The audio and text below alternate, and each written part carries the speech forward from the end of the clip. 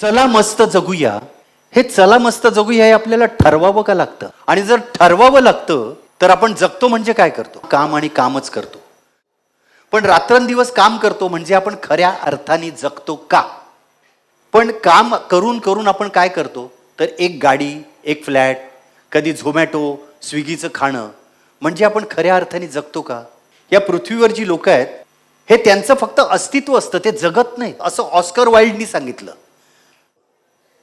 मग आपण जगणं म्हणजे काय करतो तर आपण वेगवेगळ्या प्रकारे जेव्हा जगत असतो ते जगत असताना आपण एकमेकांची कोणाची तरी भांडणं, कोणाची तरी हेवेदावे, कोणाचं तरी काहीतरी करून आणि असं आपण आपल्या आयुष्याचा नरक करून ठेवतो. आपण जगत नसतोच, हा नरक करतो म्हणजे काय? आणि असं करता करता आपलं आयुष्य संपून जातं. तुम्ही 7व्या इयत्तेत होतात, साधारणपणे 7वी इयत्ता मी असं म्हणतो की तेव्हापासून आपल्याला आठवतं.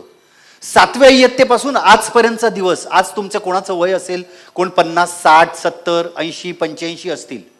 7व्या इयत्तेपासून आत्तापर्यंतचं वय जे आहे ही इतकी वर्ष कशी गेली? मग मला सांगा, 7व्या इयत्तेपासून ही आत्ताची 40-50 वर्ष जर का अशी गेली 2 दिवसासाठी, तर याच्या पुढे किती आयुष्य तुमचं शिल्लक आहे?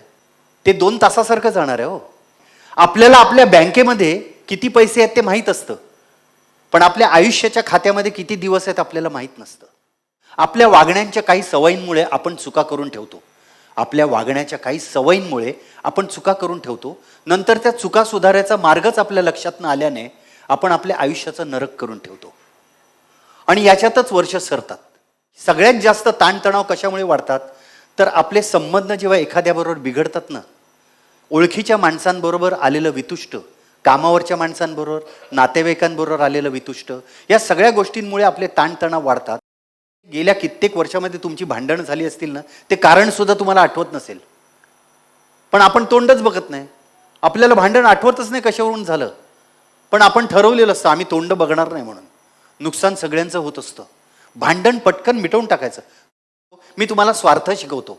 हा स्वार्थ कुठला आहे? लोकांच्या खोट्या सह्या घेण्याचा नाही, लोकांची प्रॉपर्टी लुबाडण्याचा नाही. हा स्वार्थ तुमच्या भोवती कंपाऊंड करण्याचा आहे की तुमचं कधी नुकसान होऊ नये म्हणून.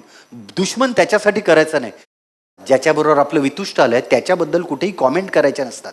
कारण होतं काय, आपण काहीतरी आपण कडवट मत व्यक्त करतो, ते मत बदलत जातं, दुसरा माणूस तिसऱ्याला काहीतरी सांगतो, तिसरा चौथ्याला सांगतो आणि पुन्हा त्या व्यक्तीपर्यंत जातं ज्याच्याबद्दल तुम्ही कडवट मत व्यक्त केलंय.